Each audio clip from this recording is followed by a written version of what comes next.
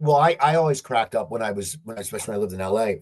People who were basically doing coffee shops or doing 8 minute sets, like you said, they would go and Right, then they'd record a comedy album. And I'm thinking, where are you right, going to sell this comedy album? It's not right. like you're on the road headlining and people come out and go, oh, $15. Here's no one knows you. And I was always like, they see him on Facebook. Oh, I have this comedy album. I'm like, you don't play any clubs. Like you're doing 40 minute set when you maybe have, as you said, 7 or 8 minutes. And I always cracked up because I'm like, because you remember back in the day, like a comedy album. I remember driving, listening to Emo's album and Sam Of Kinison course. and places like they were releases Right. like a band album. But now it's like it's basically Well, it's the you same could do thing. an album at a bringer show. Yeah, but it's the same thing with specials. Everyone has specials now, and I'm like, I've said this before. I remember a time when a comedy special was special. I'm gonna. I said if I ever do one because I'm too busy with the Funny Women brand, but people go, when are you gonna when are you going to do a special? I said, well, I'm not gonna call it a special. I'm gonna call it like an average. This is Coop's Comedy Corner. Buckle up because it's funny as Coop's Comedy Corner.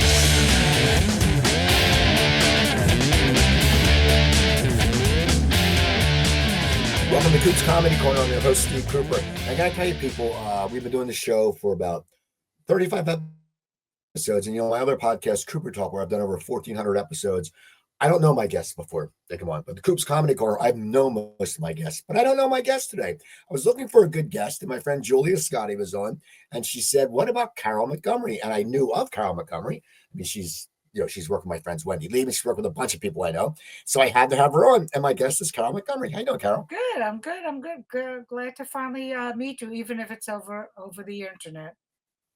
Now, I want to start off with your show. It's going to be in Vegas, June 11th and 12th. I Am My Father's Son. Yeah. Tell me all about it. What's the show about? Well, I okay. So a little backstory. I lived in Vegas for 10 years. Wow, it's almost yeah over almost 20 years ago. So basically my son from the time he was 4 till he was 14. So I was there, and I premiered my first solo show there because I was working in burlesque shows, and the solo show is called Confessions of a PT&A Mom. And so I was there, and then recently the gentleman whose theater I premiered the first solo show is doing. He's in charge of it's called Fallout Fringe in Las Vegas, and it's very, very progressive and wild and guerrilla type of theater. And he said, "You want to come and do PT&A Mom?" And I said, "I've actually been working on a new solo show called I Am My Father's Son, so I'm doing it with the people that produced my first show." Basically, it's basically a discussion of the tagline I'm using is, "Do you ever wonder why you became the person you became?" And so it basically goes through my past and talks about why I was meant to be a comedian. Because when you hear the story, you go, "Oh yeah, there was nothing else she was going to do." So, do you know what I mean? My father was a bartender in the Catskills in the Borscht Belt in the early '60s. I used to help him set up the bar while Jackie Mason and Toady Fields and Rodney Dangerfield show up. It was like, so of course. I was 8 years old. I mean, I liked it. So that's basically the gist of the story. Now, when you're sitting there as you're a stand-up, and when you're doing a one-person show, how do you attack Right, it? Because I did a storytelling show a little while ago, and it's a lot different. Because comedy, we're used to getting laughs, but these shows, there's peaks right. and valleys. A storytelling show, one-person show. So how do you go? I mean, it's your second one. How did you approach the first one? And approaching this one different than when you approached how you approached the first one? Not at all. And first of all, I work with entertainers. They don't have to be comedians, actors, musicians. I develop solo shows. I directed Jim Florentine's show, I'm Your Savior, which is on Amazon Prime right now. So I mean, I've worked with lots of people. So I basically have a good eye for what a solo show is. The only different a solo show, like you said, the peaks and valleys. There's some. I just did a reading of the show in Astoria, and there were laughs at places I didn't expect them to be. So the thing about a solo show is that you're being more honest to the audience about who you are as a person. I mean, there'll be jokes and there'll be laughter, of course, but there's also poignancy and there's also some sad things that happen. And so that's the difference. I always talk about this. And what's funny is I was just on a radio show with him, but on Sirius XM, Christopher Titus did a solo show. Oh God, it's got to be over 30 years ago because I remember seeing that solo show when I was thinking about writing it. And he did it in Montreal at the Just for Laughs festival. It was a gala, and that's where he ended up getting his first sitcom, Titus. But it was such a brutal show because it was funny, but there he goes into some heavy, when I say heavy, I mean heavy duty shit. And he silences the crowd. There's a moment where everyone has literally collectively held their breath.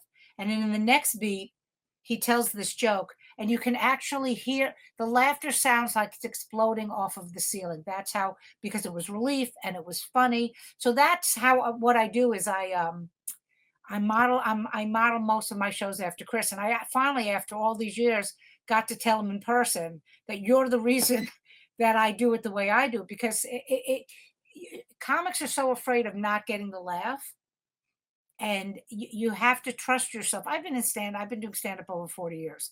Sometimes I throw a crowd just because I'm bored, and I don't, so knowing full well that I'll be able to get them back, but I like to do that. I'm not worried about whether or not I'm going to get a laugh. At this point in my career, I know I'm funny. You know what I mean? Well, I always say that too. I also think it comes with writing. As you get older, like, I mean, I've been doing comedy and I've been in and out of it. I'm back more into it. What's funny because you're doing it for a long time. When you write a bit, you know if it will work or not. And I think if you have the confidence to deliver it, because as you said, we've been on stage a lot. I mean, you're right. If it's going to come through or if it's going to shit the bed. Right. Yeah. So I mean, the surprise was with the solo show was that that I got laughs where I wasn't expecting them. So that was really fun, and it made me excited to continue to do it. Like I'm sure we'll talk about it on the show, but working with the Funny Women brand, which is a brand, it's something I'm on pretty much 24/7, to be able to just walk away from that and just concentrate on this, because it's not, it's a different story.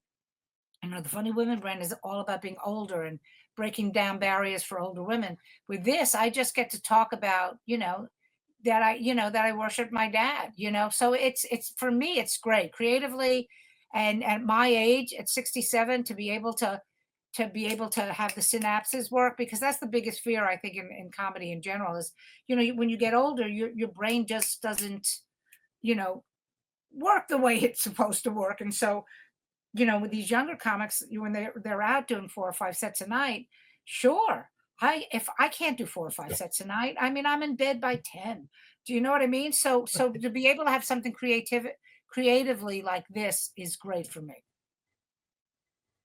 So take me back to when you started comedy. I know you were in New York, but you said the show says why you were born to get into comedy, you're 8 years old, but what made you decide to get on stage that first time, and tell me about it?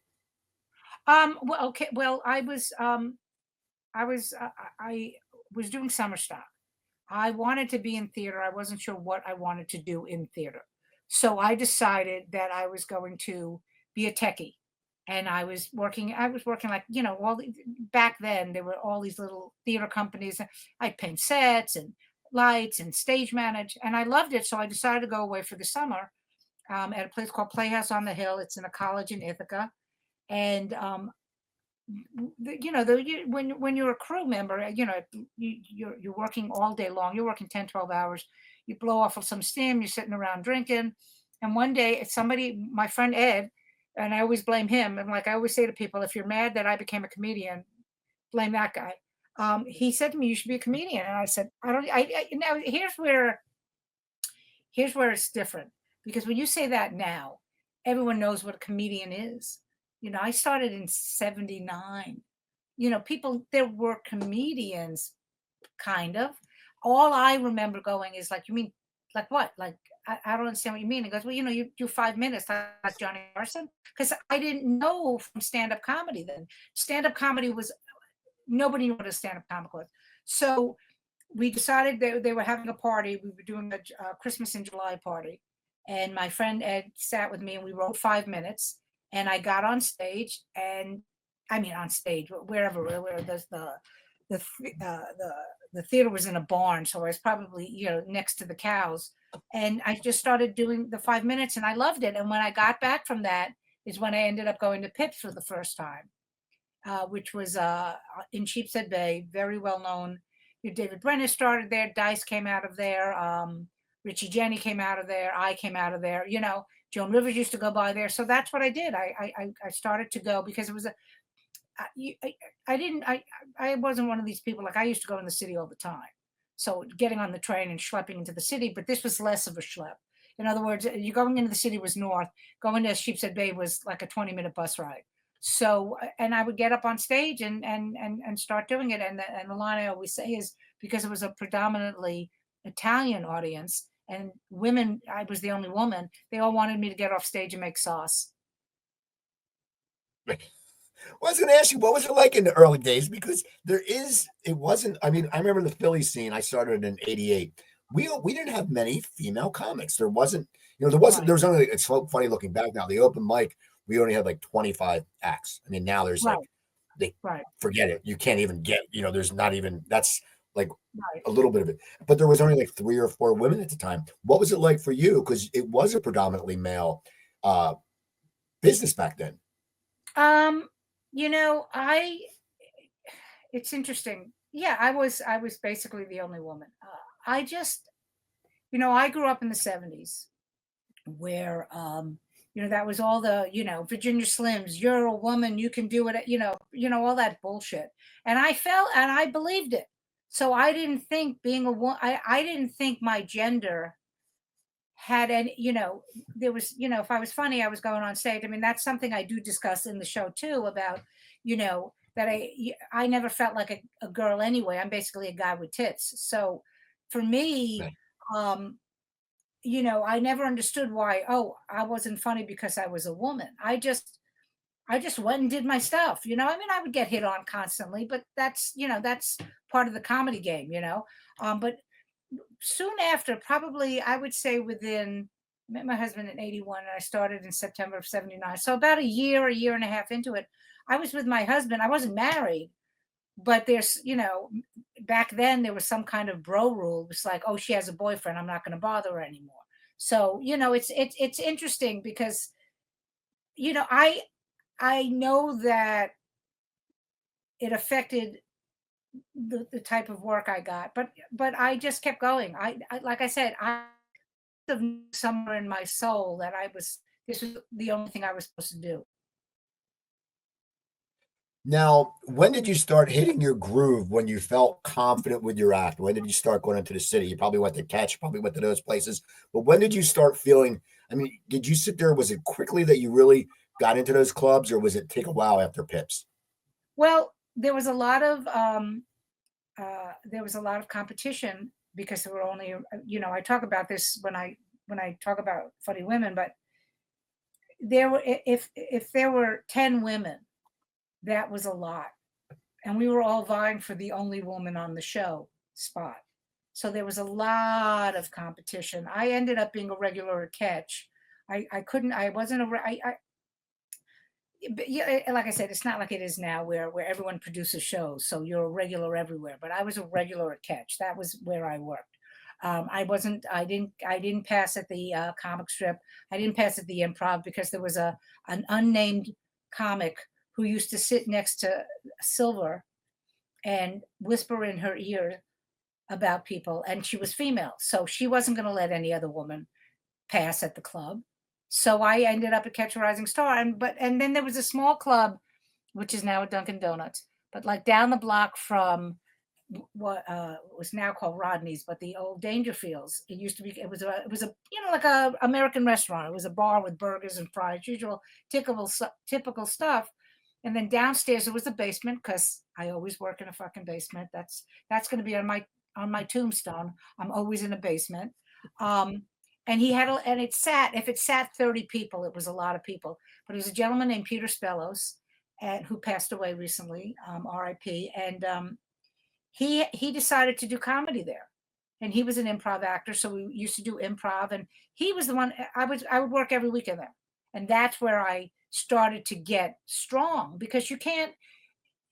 When even now, like when you do mics, it's really hard. It's hard to get strong, because there's just so many people, there's not enough spots. Like, I know so many of my friends, male and female, that say to me, I'm not working, I'm not getting any spots. And it's like, and they take it personal. I said, there's 8 billion comics in New York City alone, and there's only, how many clubs? 7, 8 clubs. So that's why, for me, when I need to work on stuff, I mean, I can call clubs. I'm very lucky. I can call a club. When I was working on the second and third specials, I could call a club and go, I'm coming in to do my 10 minutes, and they would put me up. But that's not guaranteed.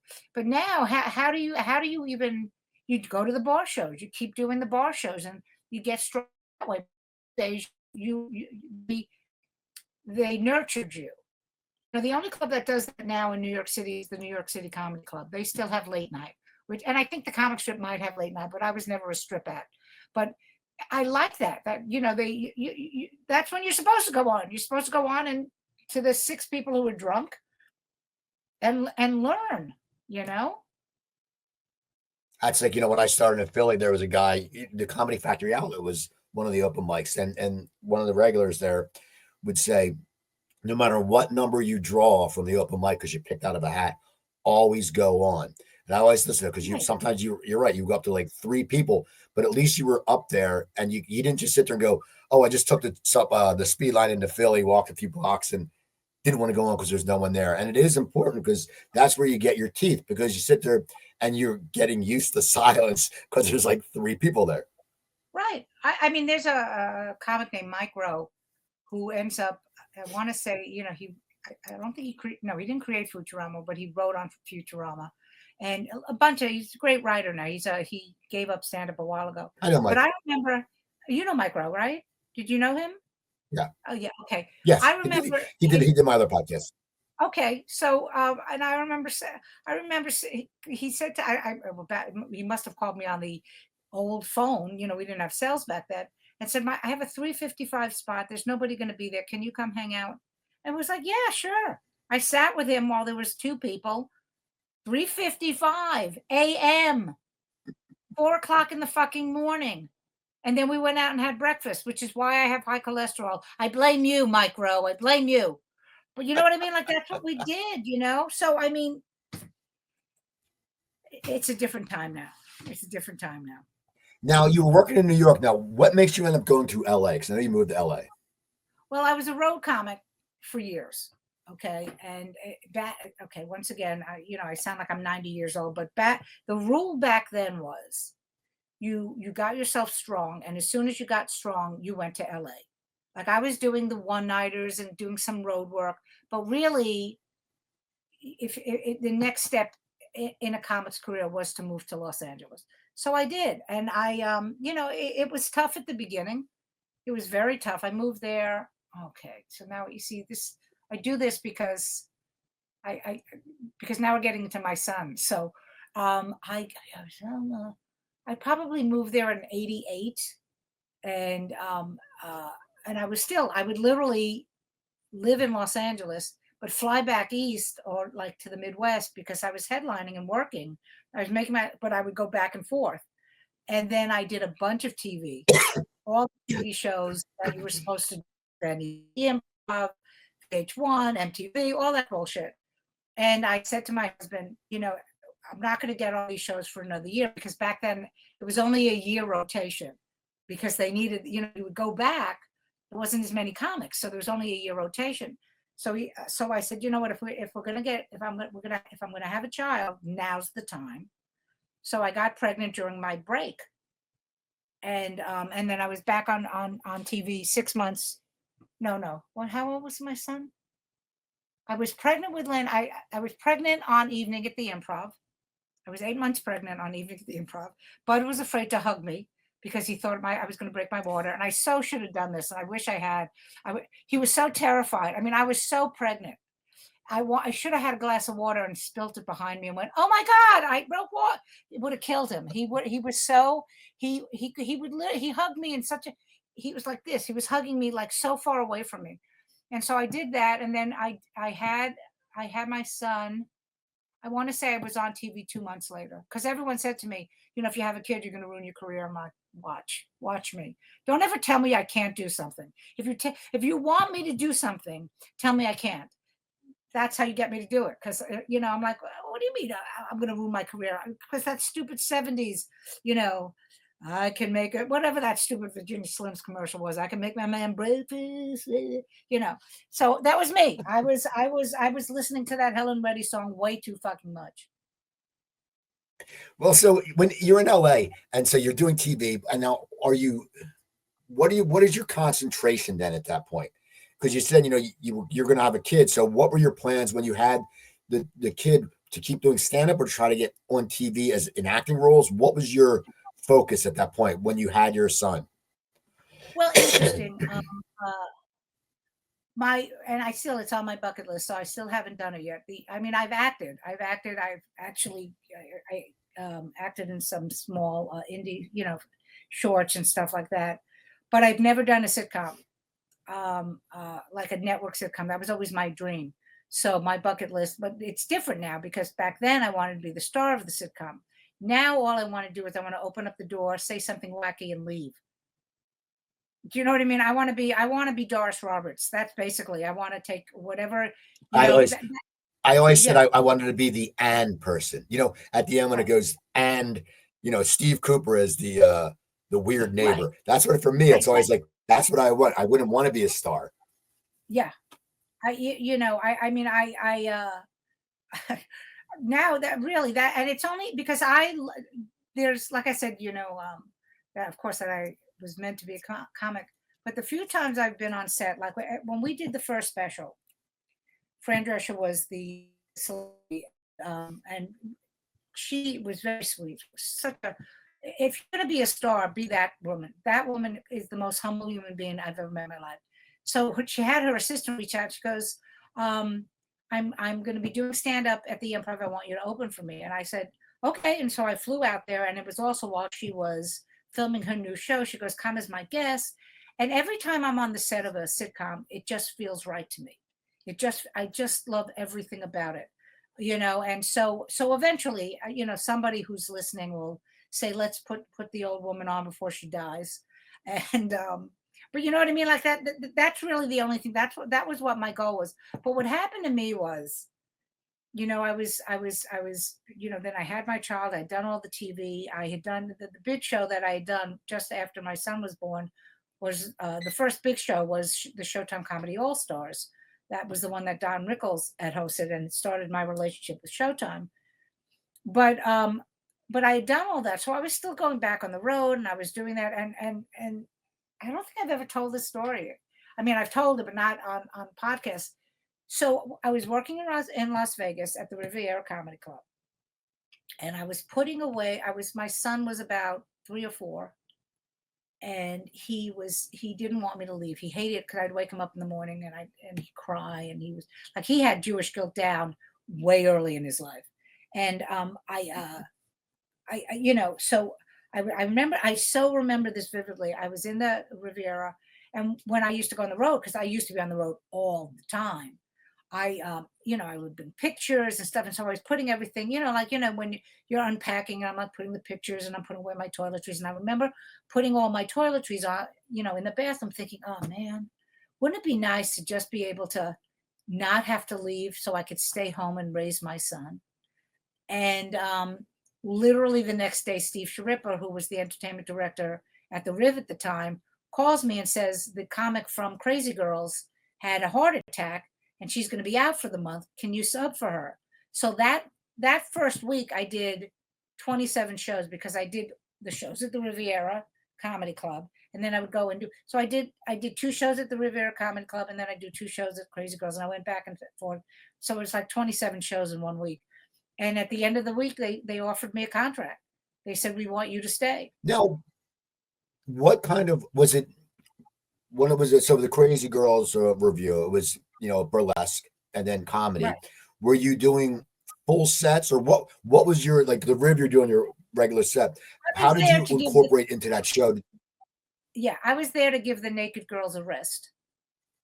That's basically what it was. You know what I mean? Like I would come out at the beginning, I would welcome everybody to the show, and then they'd do their little number, and then like halfway through the show, I'd come out and do like 10 minutes. It was a great gig. It was a great gig. It paid well. It afforded me to stay home. Is what I wanted to, it got me to raise my child. I raised him from 4 to 14. I was home. I took him to school every day.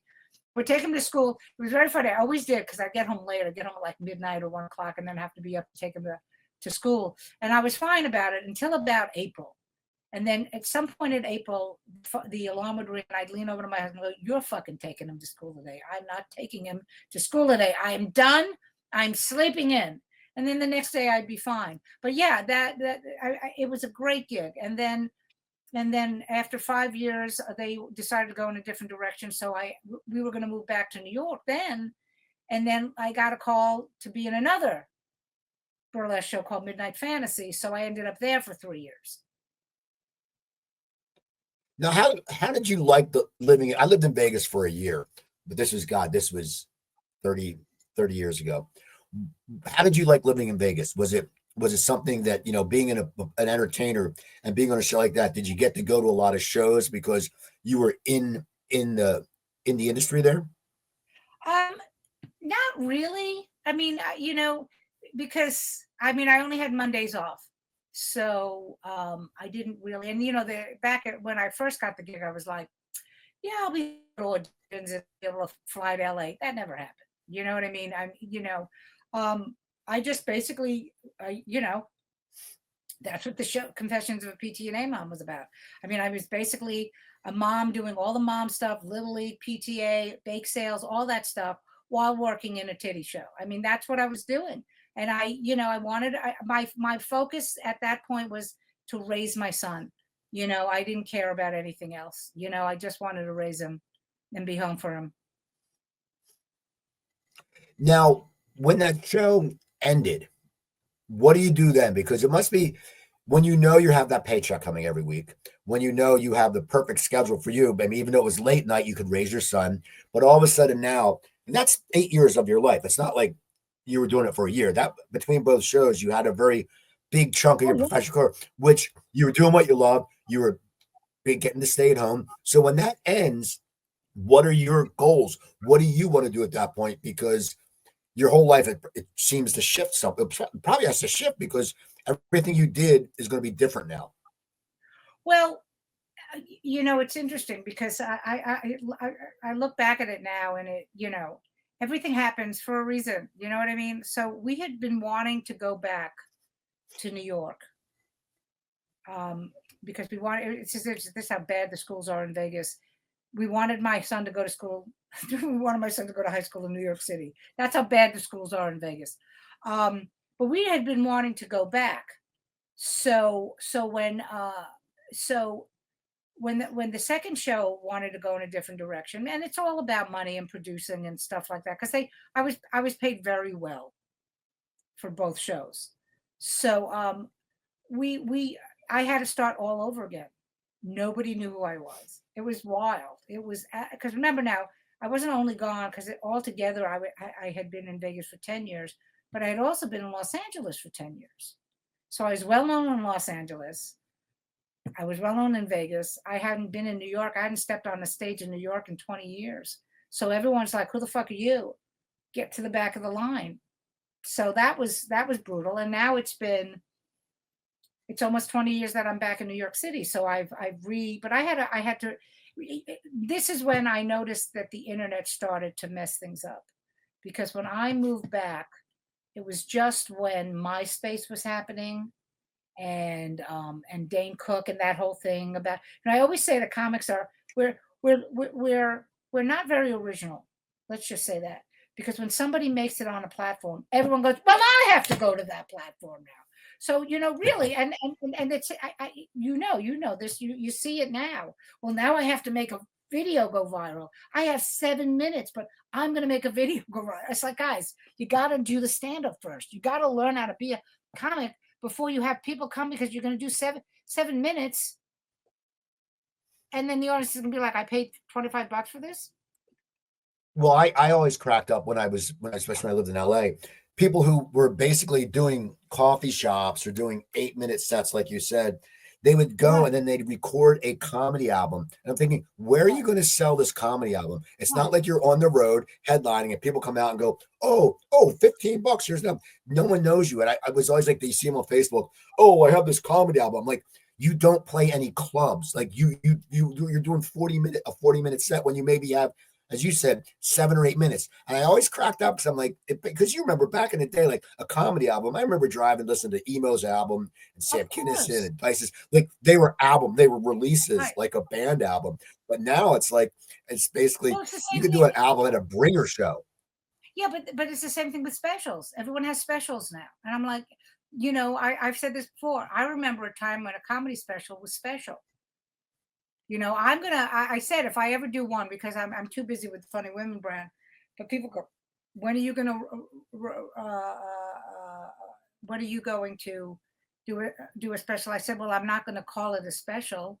I'm going to call it like an average. I'm not, like, it's like, I understand, like, but that's part of the whole thing. Like I said about that, comics are not very original. If one comic does something well, then everyone says, oh, I can do that. And it's like, guys, and look, there for the people listening, there are plenty of examples. You don't have to say, oh, but what am I saying? So he did that. That's, if there's 50,000 comics, two may have a special that's worth watching. But I'm spoiled. Like when I did my specials, when I did the Funny Women specials, it was produced by Showtime. It was a legitimate special. One of the things I love about, besides the fact that each of the women were amazing, is it looks great. It looks good. I spent time going, I want it to look a certain way. Now you see people like they're coming in,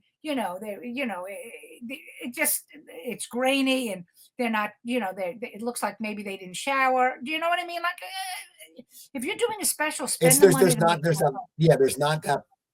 that professional. There's not the show in it, and you do want to look good. I was cracking up because there's a comic I know who he sells his CDs after the show, but he never got like a case made, so he just sells a CD with his name written on it. And I'm like, throw some extra bucks in and make it a little more professional, because no one wants someone's going to pay $15 for a burnt CD that says your name in black magic marker. Right. But, and look, I understand back in the day why people did that, because, okay, when I was on the road and you were headlining, you were making good money, plus hotel, plus airfare. The middle act was making good money. The opener was making good money. Now they barely pay the opener. The feature has to, I understand it, because they were like, well, I have to supplement somehow. If you were making $1,000 back then and you used to be able to make at least $1,000 as a feature. Okay. So now it's 400, there's $600 you've got to make up. So I understand it, but like I said, but then you get people that are like you said, they're doing mics and they're like, well, I'm going to do an album. I'm like, okay, go for it. Enjoy. Now let's get to Funny Women of a Certain Age, because it's Julia recently did one. I know my friend Wendy Liebman has done it. When did the whole process start? Because it is great, because we think about it. Women doing comedy as they get older haven't always been as accepted as men doing it as they get older. Right. I mean, Milton Berle was 90. You don't understand what the fuck he was saying, but it was Milton Berle. And I mean, you had Joan Rivers, but it was a different. For some reason, people were like, "Oh, well, wait a second, it's not right." So, how did you come up with the idea, and was it hard to get that first one produced? And then, why are you how have you been so lucky to develop a brand? Well, I worked my ass off. That's why. I mean, yes, there was luck involved, but like, I worked my ass off. I mean, lucky that's a lucky streak that you get to do. I mean, that's a great thing that you can do. Well, what's interesting about this story is that this never happens. What happened to me never happens in show business. Okay. I had come up with the idea. I had been on a podcast with a bunch of other women. Don't remember the name of the podcast, but we were, and they were all older. We were around the same age, and we were dying. We were just laughing and having the best time. And I remember calling my husband.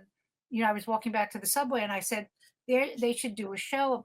There should be a comedy show like this where it's older women doing stand up, and he said, my husband's heard my ideas for 40 years, and he goes, this is a good one.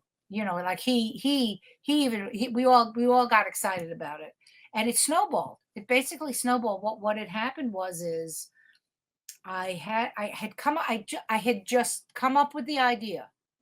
I had not done a damn show, and then there's a young lady named Corey Spencer who was doing stand up. I think she moved out of the city. I forget where she is now. She might be in New Orleans. I'm not sure, but she was doing a thing called the Cinder Block Comedy Festival, and it was in Brooklyn.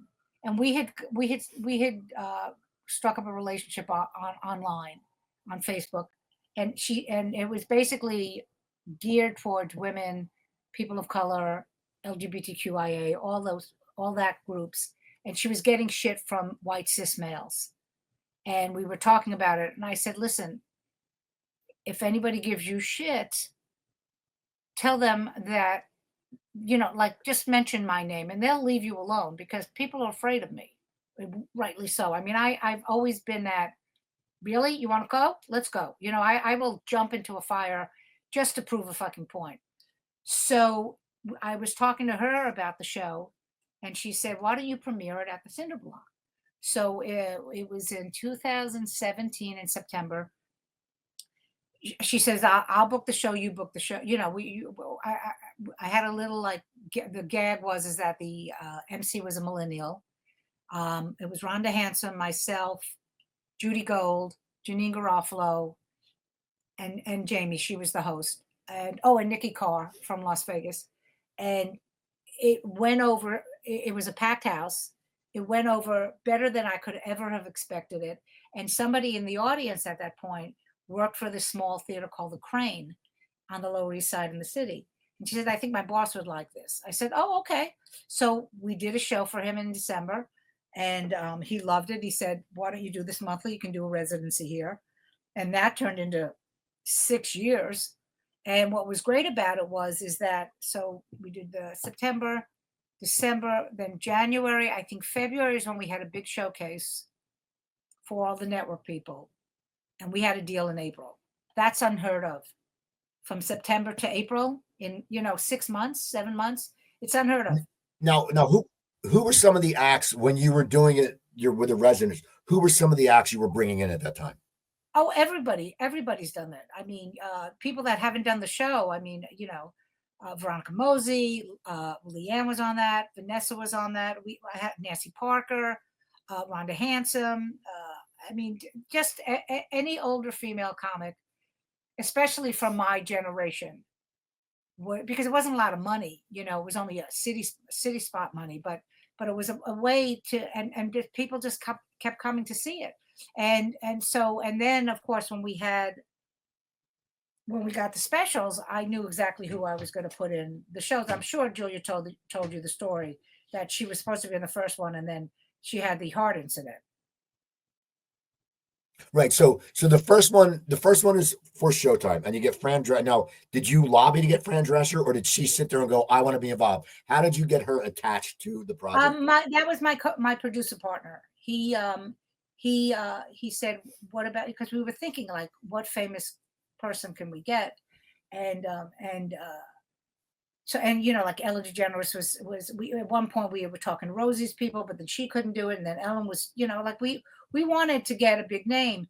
And I forgot he had some contact with Fran Drescher. He goes, what about Fran? I said, I'd love to have Fran, because even though she's not a stand-up per se, she's a great comedic actress. She's a great comedic. She's so funny. And I knew she was going to do a great job, which she did. And then it was Fran. It was Fran, Lynn Koplitz, Carrie Louise, Vanessa Hollingshead, and Lunel. So out of that group, like, I call it the funny, how Colbert says the Colbert bump. So I'm like, because, Lunel blew up, and Fran, got her sitcom right after that. So I call it the funny women bump. So we've had some great people on the shows. Now, after that, you do that first special. In Mhm. your mind, are you thinking, I'm going to do a bunch of these? I mean, are you sitting there going, this is a great brand? Or, I mean, how quick was it for you to get a second special? And in between getting specials, were you still doing the live shows? Oh yeah, the live show. It's kind of funny because the live show's always been the most important thing to me. The specials were great because it only just gives us more, what's the word? People can see it. There's more people watch it than they know about the show. But it was always to do what happened with it. I've always wanted, and I'm working on this second part now. I've always wanted to do this uh, as like an evening at the Improv, but for older women, for lack of a better word. I come out, host it, and then showcase 3 older female comics. But in show business, you can't do that because they have to have a star or they have to have someone behind the scenes that's a star. So that's why we were like, all right, we'll have a celebrity, and then we'll have the up and coming comics. Because I've said this because there are some women that were upset with me because they didn't get to be on the show, and I was like, it's my show and I basically run everything, but I I can't stand on principle if I go, no, we have to have that person on. They'll go, okay, no shows. That's the way the business works. You can only do that when it's a super hit. Like with Roseanne, she was very, nobody knows this, but she was not as crazy as she was at the first season because she had to acquiesce to the network. As soon as it was a hit and it was a mega hit, she was like, I'm doing whatever the fuck I want. So I never had that chance to do that. We fought for every single one because Showtime didn't want to give out a series per se. Not for us, not my series. They just weren't doing that. We were one of only 6 specials that year. So they were already downsizing by the time they gave us a deal. So each special we had to really push for. And of course, the second special premiered the weekend before the pandemic. Yeah. Lost so much money and so much work like in one day. I was like, oh, that's great. That's great. And then the third special was filmed during the pandemic. It was towards the end of the pandemic, but we knew that if we had the deal for the third special, we knew if we didn't get it done soon, we were never doing it. So that's how all of them started. How did you bring up the pandemic? How did you deal with it mentally? Because, you're sitting there, you finally have this great idea, you got your second special. All right, we're going to start kicking ass. And then all of a sudden, whoop, you can't go out and perform. How did you cope with it? Because it's a matter of, I talked to a lot of musicians who were actually enjoyed it for the first 6 months because they didn't have to go on the road so much. Right. They got to spend time with their families because they're just, then they could, we could record in the studio and send it. It's different than comedy. A musician can record anywhere and do it. How did you deal with it mentally when that happened? Because one, you've had a great career and you've got this great thing going and you're like, all right. And then fucking stop. How did you deal with it? I think everyone dealt with it differently. I got very depressed because, like I said at the beginning of the podcast, this is the only thing I was meant to do. Do you know what I mean? Like I left the business for about 6 months. My mother-in-law was very ill, so I was taking care of her. So I was an agent for 6 months, which was great because it taught me everything I needed to know about business. But that wasn't during the pandemic. But all of a sudden, it was like, what? I mean, what else? And you have to say in my family. So my husband works on Broadway. He's a child guardian. So Broadway's gone. My son works in music venues. So all of his work, like all 3 of us were like, what the fuck is happening? Because we literally had everything that we've ever wanted to do in live entertainment was gone. And it was very depressing for me. I mean, I didn't do anything. I literally, and I'm sure I'm not the first person, I gained probably 20 pounds because I was making such good food. I mean, I was making pizzas that were like gigantic. And, in the, when you're young, you're like, oh, we'll just eat a little bit. We were eating giant pizzas, chicken pot pie, bacon, whatever we could, because we were all, and it was very funny because, there were certain things that were open, which is always so funny, the grocery stores and the liquor stores. And so me and my husband, we would walk and we'd get a bottle, we'd wait online to say we'd like a bottle of this. And at the end, we were like, fuck it, we had cases of wine delivered because we really thought it was the end of the world. Like, what are we going to do? So it was very hard for me. And literally what had happened is we had just booked the first tour, and it was like 2 weeks straight, and it was so much money. And my agent called me and went, it's all gone. I went, great, thank you. What are you going to do? It was very depressing. But what I did, and I thought, my husband's very smart about this stuff. He said, because after about 3 months, he goes, you've got to start doing something. I wasn't even doing Zoom shows because I hated them so much. He goes, you better start writing because this is going to end. And when it ends, you want to be at the forefront of it. And he was right, because what we did in New York is, I don't know if you guys did in Philly, right? You're in Philly, right? Right outside, yeah. Yeah. In Jersey, right across the bridge. The Donnie, who owned Stand Up New York, he called me and said, would you do stuff outside? I said, sure. So we would do shows in Central Park, which is right outside my apartment building. So I started to be able to go out and perform. And, like sometimes there were dogs barking or there's music playing and babies around. But it was just like, oh, we can interact again. Because that's when we found out that we could do stuff outside. But it was tough.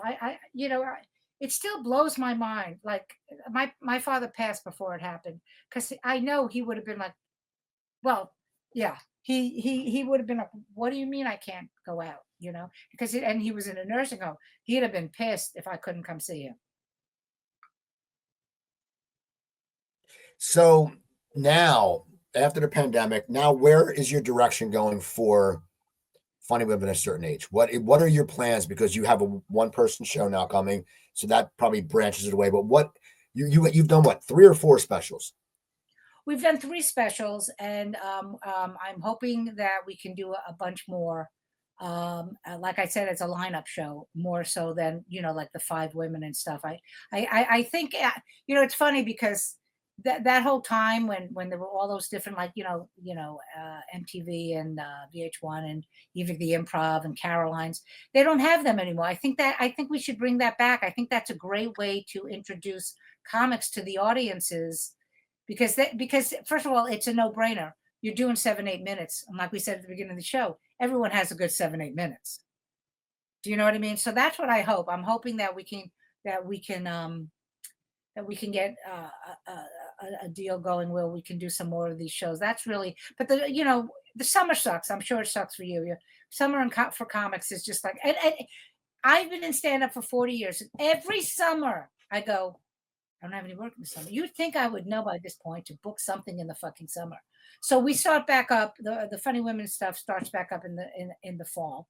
We'll be back on the road and everything, and we're booked pretty much through April of 26. So you just have to learn. You're like, all right, summer's here. That's why I'm working on the solo show, because I have time. I don't have to worry about it.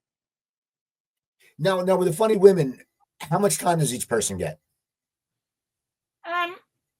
It depends. I would say most likely, it really does depend, but usually, because I'm on the show and it's usually me and 2 others. Sometimes it's 3 others. So then it's probably about 20, 25 each. If it's just the 3 of us, it's usually like 30, but I break it up because I'm hosting. I always host the shows. Now, you had mentioned earlier you directed Jim Florentine, and it's funny, I still remember me, him, and Bobby Levy playing a place called the Carousel in Ocean City. And I had long hair at the time, and we looked like a bunch of hoodlums. And we get like the leather overcoats. And I still remember Jim, that was when he was Jim, and he had the long curly blonde hair. How did you end up directing his show? What was the path to having that done? Well, it was funny. I went to, he was doing the show somewhere, and Chris Italia from The Stand, I don't know if he was managing him at the time, but I had said to Chris, knew that I was starting to look into directing, and he said, you should come see Florentine's show. So we went to see his show, And Jim and I had knew of each other. We didn't really know each other, and it was good. And he knew that I was looking to direct stuff, and he goes, "So what'd you think?" I said it's really good. It needs work. And he was so mad at me. He just looked at me like, "What do you mean?" Like, and we didn't speak, right? So it was fine, I mean, like it was good, but it needed work. And so I don't know, maybe 6 months later, I'm working at Uncle Vinny's down by the shore, and he walked in to do a guest spot, and I'm sitting, in the green room, and he just looked, and it was like we had been talking. He just looks at me and goes, "What would you change?" It was like 6 months had gone by. He said, "What would you change?" And I said, "I'll give you this one for free." I told him what I thought, and then we started working together. And he was great. I loved what he did with that show. I mean, I brought some really, I thought it was a very hard show to do. It talked about a lot of hard things, but he pulled it off. He really did. I wish he'd bring it on the road. It's a great show. So I always ask this question at the end of my interviews. Looking back at your career, and you've had a great career, you've done a lot of different things. It's all been centered around stand-up, though. Vegas, everything. The shows now. What are some things that you are, and it can be personal or it can be professional, that you're proud of when you look back at your career? What are you proud of? Well, the proudest thing, and I know this is going to sound cliche, but the proudest thing is my kid. I mean, I raised a terrific boy. Man, he's 33. He's a boy to me. But I look at him and I'm like, wow. Me and my husband did that. He is, I mean, and he's biting. He's probably the only one that can really, like, he's very sarcastic. I don't know where he gets that from, but I mean, like, he can be brutal with me, and it's fun. I love watching it because he doesn't, like, we always joke, when is he going to be a comedian? I said, don't worry. That's fucking coming soon. Don't worry. But I mean, I'm the proudest of him, and I guess I'm proudest about the specials that I was able to pull that off. Like you said before about older women. What's funny is we did the show. The first special premiered in 2019, and I want to say Hacks came out afterwards. I'm almost positive. I'm not. But like I remember, and then and Schitt's Creek, with all these older strong women. I'm like, so I'm always like, my show premiered here, this premiered, you're welcome. Do you know what I mean? Like I'd like to think that I had something to do with the fact that now more than ever, you're seeing this great pro-aging movement, even in Hollywood. I mean, it's the women in Hollywood are still worried about how they look per se, but there's a lot more. I was going to say Maisel, but she was young. But I think there's a lot more roles for older women, and I would like to think that because the first special we found out because they wouldn't tell us what the ratings were until the second special was out. But the first special was Showtime's highest rated comedy special of 2019. So it kicked ass, and people were like, "Yeah, we want to see more of this." So I'm proud of that. I'm proud that I moved the needle a little bit. It needs to be moved a hell of a lot more. But I'm only one woman, and I'm old and I'm tired. Well, there you go. I want to thank you for coming on. This has been great. As I said, Julia mentioned you, and I've known Julia, God, for years. What's funny is I worked with Julia when she was rich. Mm-hmm. And when I was first dating my wife, I would come back from LA once a month. And I kept seeing this Julia Scotti. I'm like, why don't I know this comic? And Rich was Rich Gagliardi and Rich Scotti and Rick Scotti. He had like more names than John Cougar Mellencamp. And I finally said to the one owner, I go, who is this guy? I was like, holy shit. So now I've gotten to know Julie, and she's great. But she said, because I want to get more females on the show, one thing. And two, she said, oh yeah, you should get Carole Montgomery. So your play, the one-person show, is June 10th and 11th in Vegas, right? Wait a minute. I think it's 11th and 12th, actually. I'm going to be in Vegas. 11th, 12th, okay. Yeah. Hold on. June, 11th and 12th. It's called the Cheap Shot Showroom. It's on Fremont Street. It's at 8 o'clock. You can get tickets at falloutfringe.org. ORG, yeah. And then the Funny Women brand, just go to Funny Women of a Certain Age. We're all over the internet. And come to a show, if you're old, you will like it. If you're young, you will like it. That's the thing I love. When we shot, especially the first special, half of the crowd was millennials. We shot it in Brooklyn at the Bell House, which is like hipster central. So most of them were my son's friends. I'm not going to lie, but they were there and they were a great crowd. So there you go, people. Go look up Carole Montgomery. Go to her show if you're in Vegas. Also look up Funny Women at a Certain Age. I'll go to my website. Well, besides, I want to thank Jimmy Corhan for producing the show. He produces all these great comedy podcasts here on Comedy Trainwreck Productions. You know, he's got John Kensel's show. He has Coleman Green's show. He's got a whole bunch of shows. So follow him and follow Comedy Trainwreck. My other podcast, CooperTalk.net. You can go check that out. I have over 1,040 episodes up there. Recently, Tom Petty's original drummer, Stan Lynch, was on my show. Great guy, great story. So check that out. Also, when you're on YouTube, look up the Coop Tank. That's my weekly show. I've taken off the last few weeks. It's a business roundtable. I get 3 local business people. We talk about motivation. We talk about networking. We just talk about the business, and we talk a lot of shit. And so, yeah, that's about it. So keep watching my show. Follow my show. Like my show. Follow Carole. Follow Jimmy. And you all have a wonderful, wonderful week. And I'll talk to you next time. Bye. Thanks. Coop's Comedy Corner.